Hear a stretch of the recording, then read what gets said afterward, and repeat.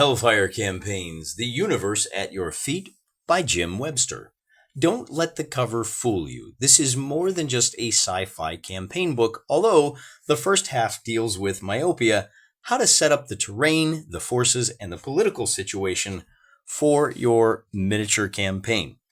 I think the political situation gets short shrift in our hobby, largely because of the influence of the 800-pound gorilla, where there's only war. Everybody hates everybody. Anybody that sits down at the table, you've got a reason to fight. Alternatively, the historical guys just crack open a history book. The factions are all laid out, and there's plenty of excuses for training exercises.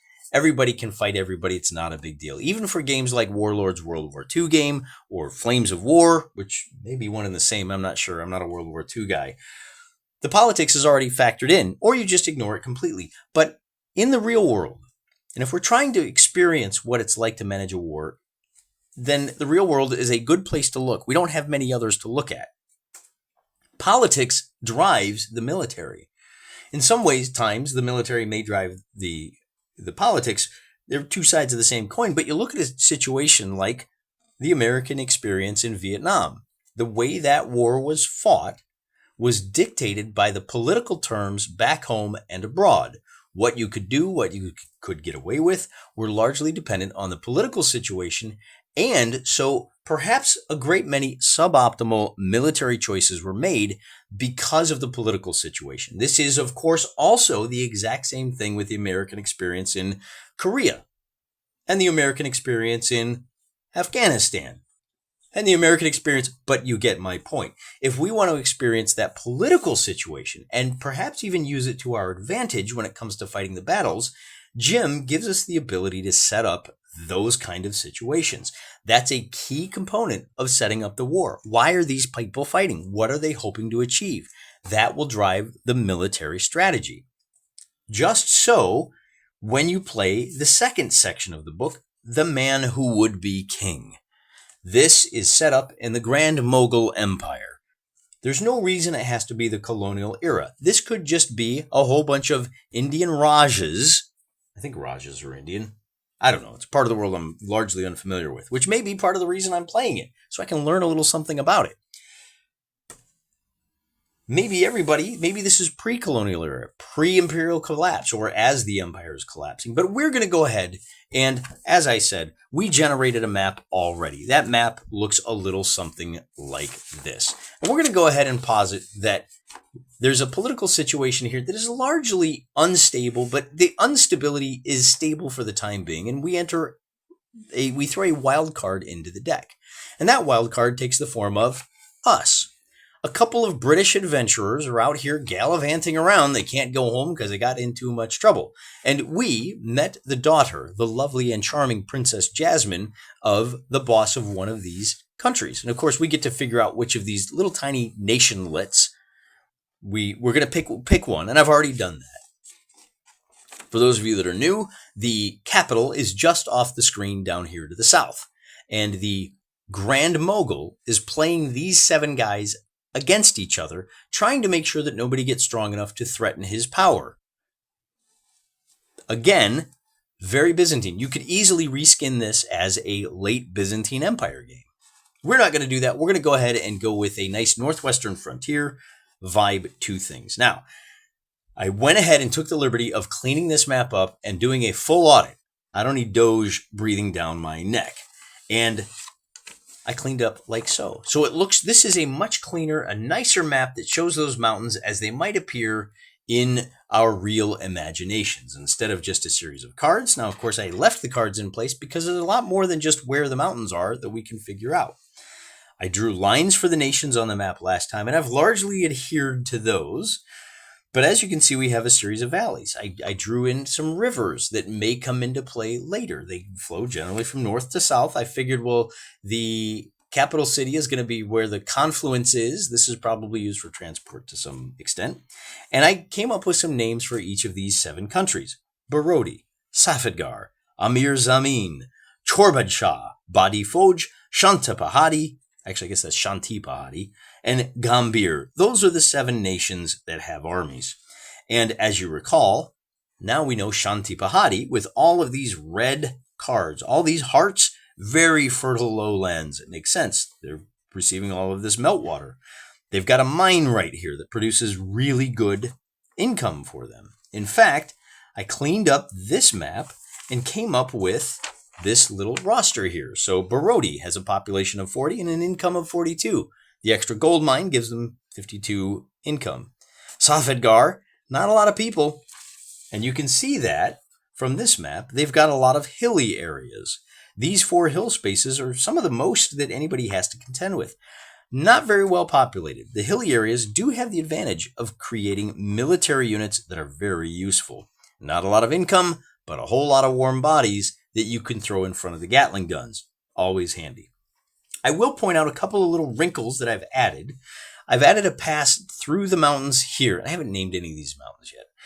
What that does is it means that Barodi has 2 neighbors here and here. And more to the point, Chorbad Shah is bordering Barodi and Badi Foj. If we had the pass uniting these 2 nations, then Chorbad Shah would be penned in behind Badi Foj. It would be the Australia of the map, if you will, for those of you that are familiar with Risk.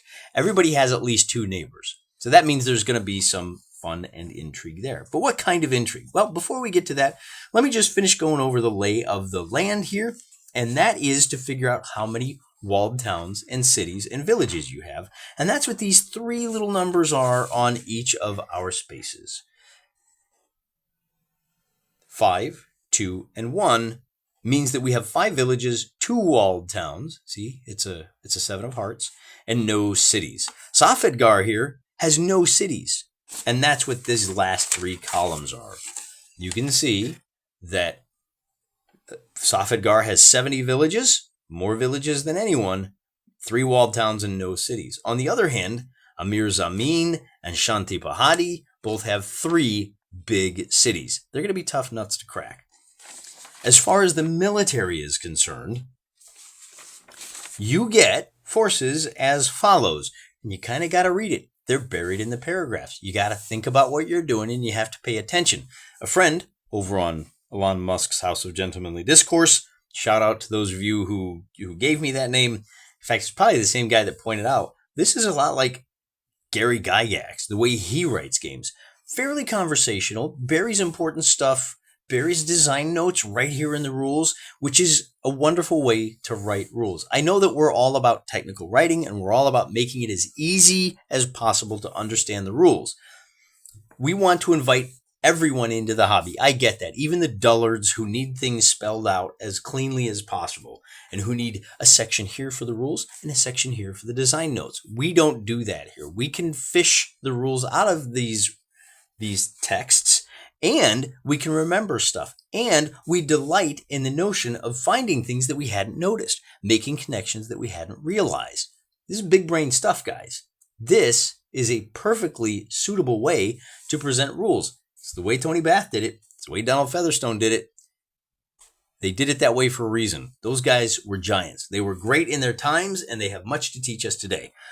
But Jim is going to teach us how to generate our armed forces. And essentially, you have to look at the suit. Are we talking about the hills? Are we talking about the fertile lowlands? That's the hearts. Or the not so fertile lowlands? That's the diamonds. And I had to kind of interpret this, kind of to squeeze it into my own brain a little bit better. For the infantry, it's really not that hard. Each company has 10 bases of infantry. It says in the lowlands, the hills owe a military obligation to you. Each hill produces little money, but it does produce men. Each manpower point represents 1 company of warriors. They're normally infantry, but if the area produces 3 or more, the third is horsemen. So that's these hilly areas here. Where you see a 4, you have 4 units of figures, but the first 2 are infantry. The third is light cavalry, and then we tip over in the next 3. So this right here, this 1 square, this 4 of spades, will produce, oh, you know what? I'm wrong here. It produces 1 population. So 1 unit of infantry. Over here, this ace of spades produces 4. Everything I just said applies here. 4 population. We're going to have 3 infantry and 1 cavalry, 1 light cavalry. Then you look at the red cards. For every red card that is 7 or higher, you get a unit of heavy cavalry. See, 9 and 9. This nation here, and 10, gets 3 units of heavy cavalry.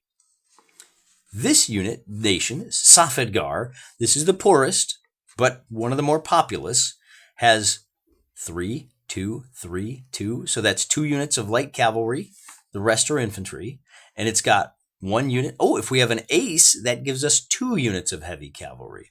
So 1, 2, 3, 4, 5 units of heavy cavalry. You see how we work that out? Very easy. Now, what does all that mean in terms of battles? We'll get to that. A couple of wrinkles of the geography that I've generated. This pass down here, I can't remember if I told you about this or not. I think I did. So instead, let's look at the 5-point peak. I realized we had 5 nations all coming together. This little area here is a frontier all its own. These nations could all be said to be bordering on each other. Instead, I've kind of stuck with the borders as they are for the cards. This area right here belongs to Gambir, so you have to fight your way through it. In other words, Badi Foj borders Gambir and Shanti Pahadi and Chorbad Shah. 1, 2, 3, that's enough. It does not border Amir Zamin, and you'll see why that comes into play later. But before we get to that, just to continue laying out the geography, these little 3 numbers here, see this 3, 1, 1, I've looked at that board quite enough. Let's look down here at the populated area. You got a King of Hearts. That means this square has 8 villages, 4 walled towns, and 1 city. With all of these red face cards down here, 8, 3, 1, 9 villages, 4 walled towns, 1 city. Shanti Pahadi not only is populous, it's got a lot of really defensible positions. It's got a lot of cities. And that's what the little city marker is here for. Notice Safedgar has no cities.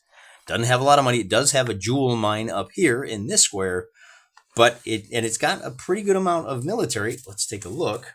And this is important because Safedgar is going to be our home. This is going to be the area. We are going to try to take over the throne. Maybe we thought we would retire up here and things would be nice and fine. Unfortunately, the lovely Princess Jasmine, once the reins of power were handed over to her white devil husband, decided that the peacock throne was more suitable to her elegant posterior, and she has been nagging us until we have to try to make the best of the situation, generate an army, and go down and depose the king, and then worry about ourselves getting deposed. Maybe we'll be better than the current Grand Mogul. Okay, so that brings us to these last 3 numbers. How many villages, walled towns, and cities? Like I said, Safedgar has a lot of villages, more than anyone, which leads us to having 8 infantry, almost more than anyone, and 5 heavy cavalry. So if we just tally these up real quick, Barodi has a total army strength of 12. We have 15. Amir Zamin has a mere 10. Chorbad Shah has 9. And then we're into 15. And wouldn't you know it, Shanti Pahadi, it looks like they just have 5. Is that right? 5 heavy cavalry? I don't think that's right. I need to double check Shanti Pahadi. And then Gambir has 4, 1, and 5. Oh, no, that is true. They don't have any military to speak of, at least as far as infantry and light cavalry, because it's all red cards. Through a trick of the luck. And maybe I should have incorporated this one to give them a little bit of military, these 3. But as it stands, all they have is heavy cavalry. These city boys are not going to get their boots muddy. They're going to ride high and in style. The next question is, what is the political situation in this area? If memory serves, we rolled these in the last episode, but we weren't quite sure what they mean until we do some cross-referencing using this plotting table, as in hatching schemes and plots. Roll 2d6. If you get a boxcars, the fief holder he calls them fiefs, I call them countries or nations independently or interchangeably. The fief holder is a minor son of the Grand Mogul by a favorite concubine. If he were to die, many in the court would be happy, and many would plot immediate vengeance against the one responsible for his death. Classic encapsulation of what we're doing here. Everything we do will make enemies in the high court. The goal here is to try to be a good servant to the high king. Relatable. I spent my whole life doing that. But knowing full well that being a good servant to the high king will make you a lot of enemies. Again, relatable. It's kind of the world we live in. Point being, at some point, you're going to get to be so favored and have so many enemies, you're going to have no choice but to go down to the high court and just clean the Stygian mess up yourself. You're going to have to generate an army, go down there, and become the High King yourself eventually. And if you win that battle, hey, you won the campaign. If you lose that battle or you're wiped off the map before then, obviously you've lost the campaign. So that's what we're looking to do. Get an army, become the Grand Mogul, and maybe get Princess Jasmine off our back and stop yapping at us for once. Oh my gosh, she was so pretty. What happened? All right, so the types of ruler. Let's take a look at what we got. Barodi, hereditary, warlike, keen to dominate. Amir Zamin, unwarlike but corrupt. Chorbad Shah, a hereditary leader, warlike. He is an extortionist, meaning he's demanding tribute from people. And I guess let me point to the map here as we go around so you can kind of see how things work. Because some interesting things happen here. So what did I say? Barodi, that's the hereditary warlike. Safedgar, that's us. Amir Zamin, unwarlike and corrupt, way up here in the northwest. And then down here, Chorbad Shah in the corner, hereditary, warlike, he's an extortionist. Badi Foj is hereditary, unwarlike. Hey, can't we all just get along? Shanti Bahadi is going to be the linchpin for this whole thing. This is a courtesan. There's the courtesan who runs this. He spends all his time down on the court. He's got a vizier running things here, very favored by the Grand Mogul. We're going to want to take care of this guy.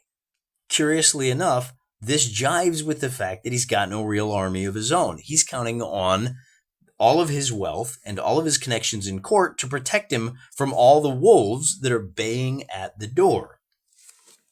He is at peace with Badi Foj. How do I know that? Be patient. Gambhir over here behind the mountains. And again, remember, there's a little pass linking Gambhir and Shanti Bahadi. Gambhir is hereditary, warlike, keen to dominate. Now, it sounds like a lot of those guys are, but that's because you roll sevens most often. It's at the top of the bell curve on a 2d6. It is very unlikely you get the minor son of the Grand Mogul. Snake Eyes. Fief held by a child. Powers exercised by a council. Overseen by an officer appointed by the Grand Mogul. All right? Very easy for that one. Very favored.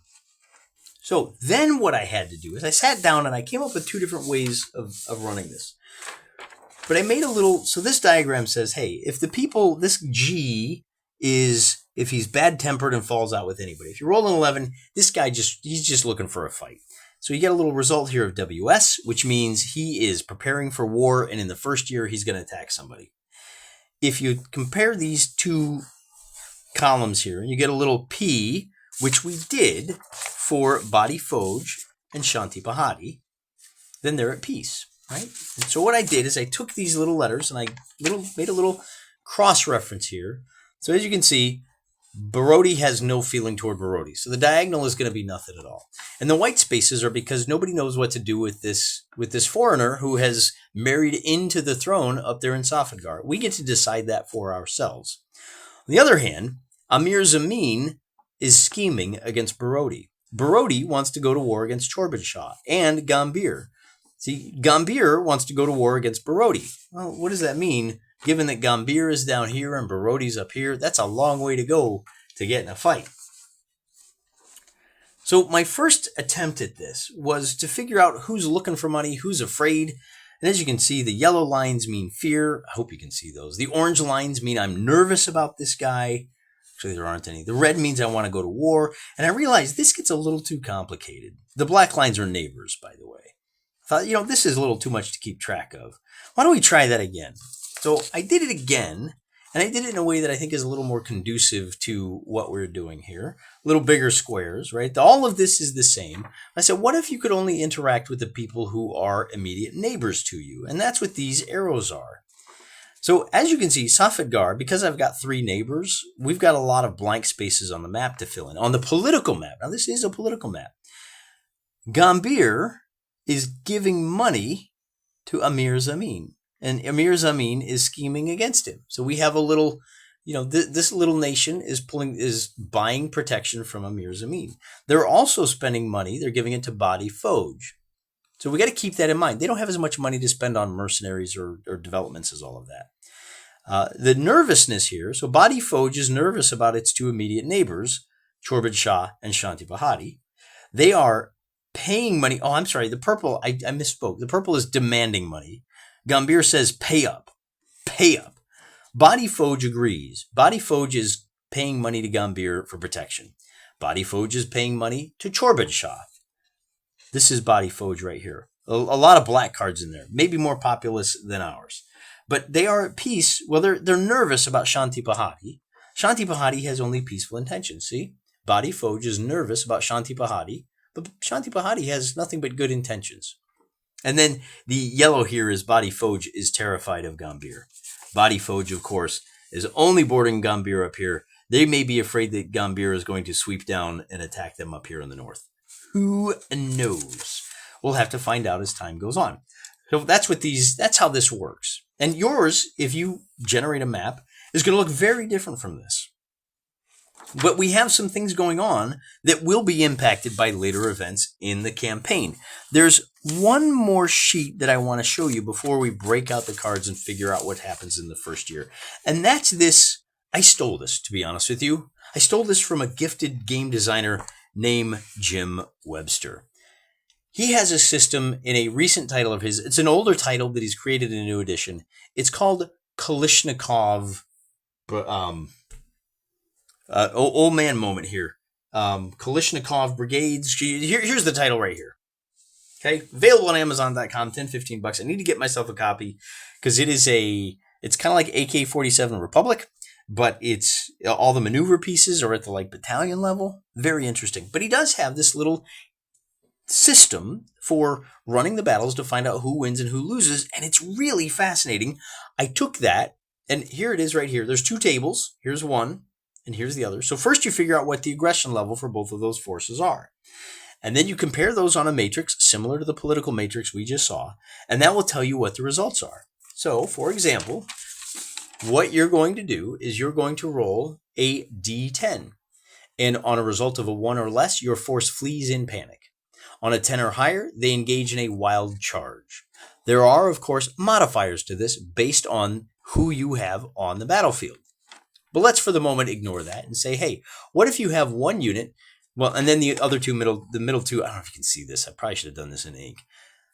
You can flee, maintain desultory fire, wild firing, and wild charge. I roll for my forces, I roll for the enemy forces, and then I say, okay, what's the result?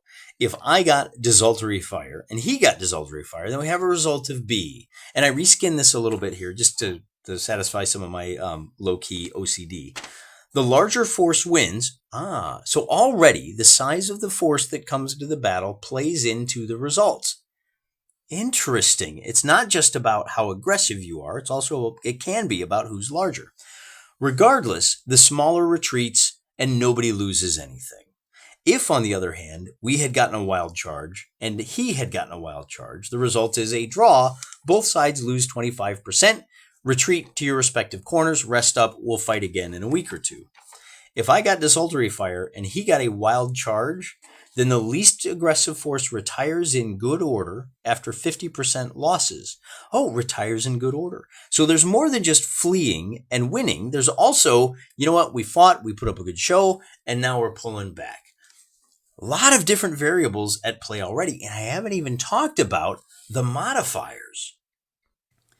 In Kalishnikov Republic Brigade, whatever. Here's the cover again. Sorry, Jim. He just has a couple. You got more people? Do you have a tank and the other guy doesn't? But I wanted to incorporate, remember, we've got infantry, light cavalry, heavy cavalry. By the way, you can also upgrade and get some mobile artillery. The Grand Mogul, if he's pleased with you, he might give you some elephants. You also have a household guard. I wanted to incorporate all of these. You can spend money on turning your wild frontiersmen. You can generate a unit of drilled troops. Not just a whole bunch of guys on camels yelling, yeah, but, guys dress your lines, ready, aim, fire. Those guys are very professional. So I wanted to have reasons to buy each of these, and I wanted to have some interplays, and I did it by just reskinning this system. And so here are our modifiers for our colonial era. We'll just drop right down on there. There we go. Let's zoom in a little bit, okay? So for the aggression modifiers, if you have twice the size of the enemy, again, stolen directly from the Kalishnikov title, you get a +1 to your aggression. That means if you have twice as many people, you are not going to flee in panic. The most you're going to come up with is desultory fire.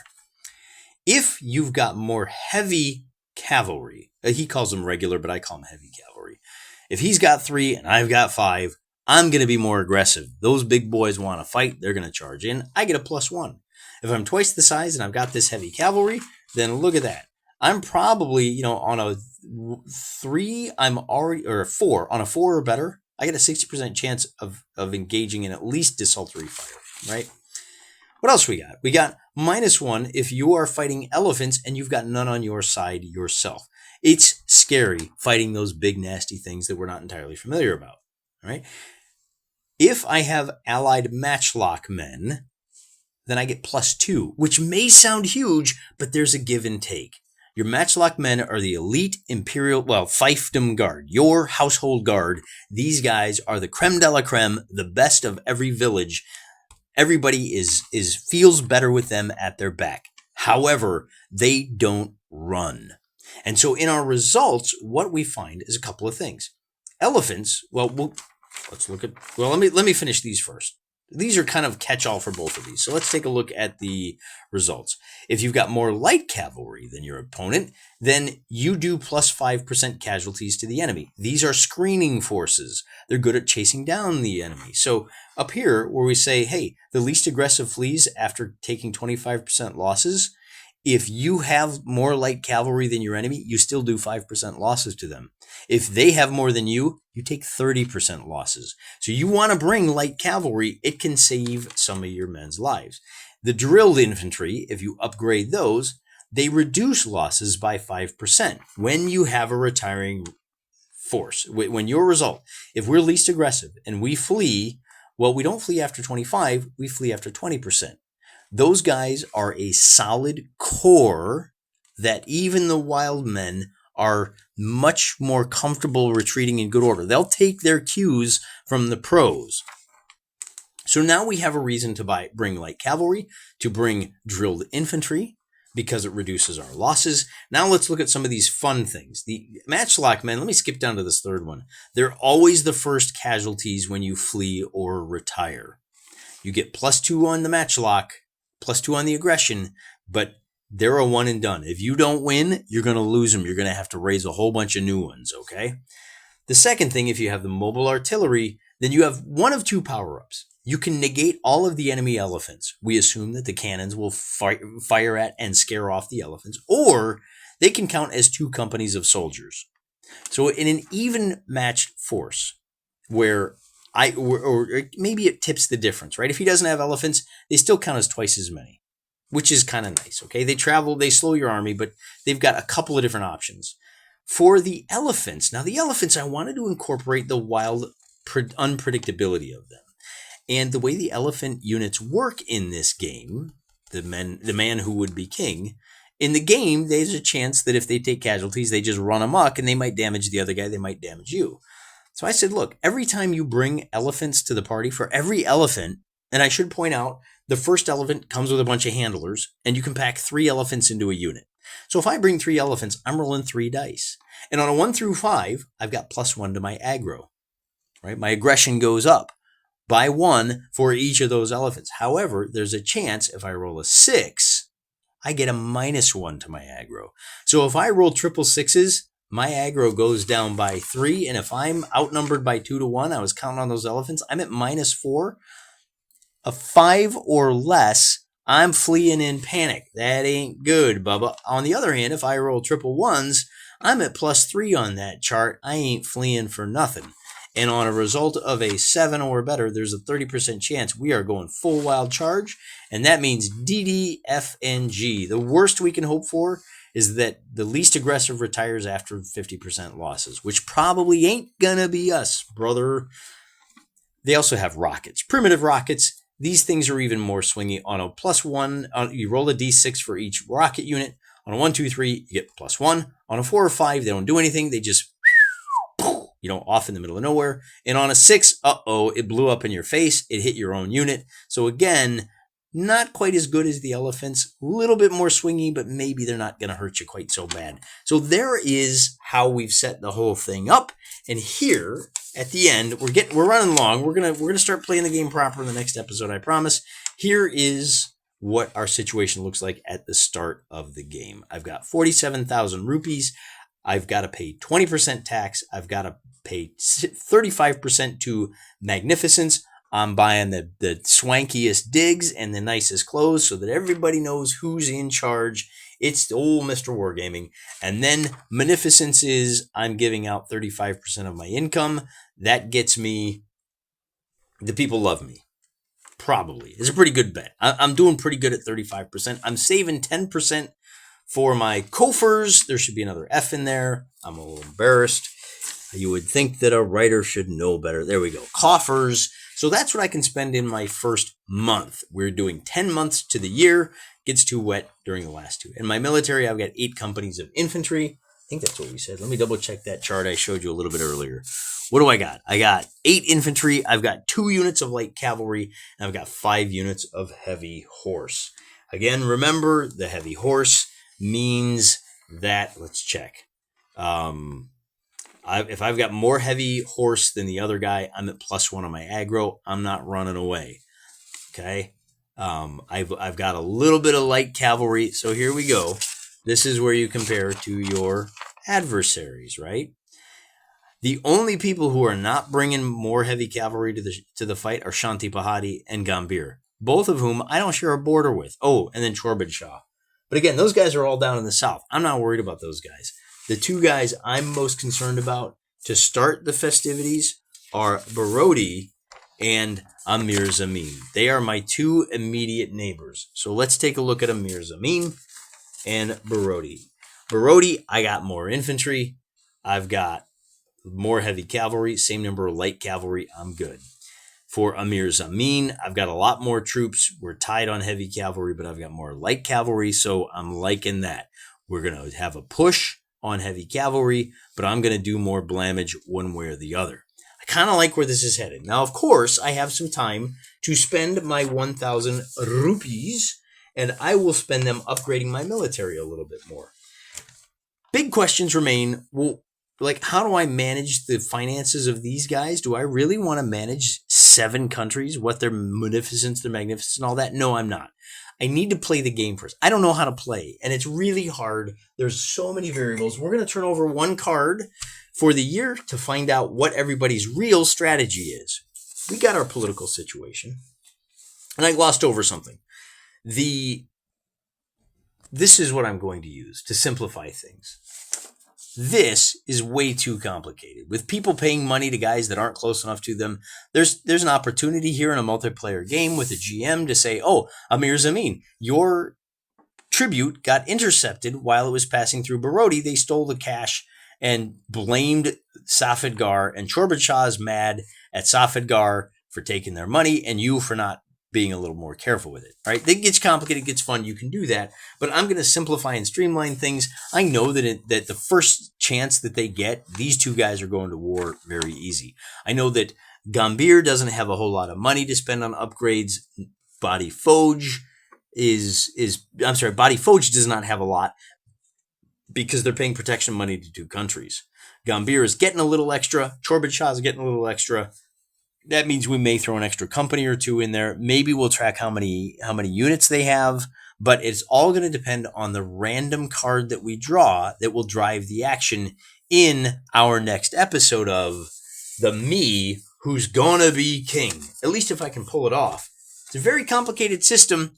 Looks like a lot of fun, but as is always the case, the proof is in the playing. It's really hard to figure out what this stuff means until you actually see the way they intersect. I had to sit down and go through this step-by-step process to understand how we get from 81 cards on the table to a political situation like this to battle rosters that look something like this. And maybe, because we're outnumbered 6-1, we'll micromanage our own forces and just use the forces as is. Maybe we'll introduce a little bit of variability. A warlike guy is going to be spending money on more troops. I'll come up with a percentage. There's a 10% chance he's got 3 extra troops.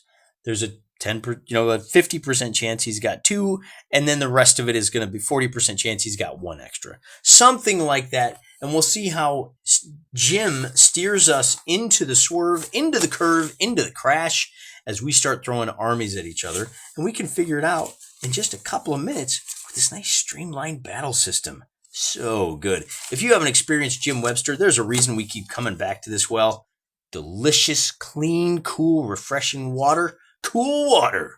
Till next time, I'm praying for you.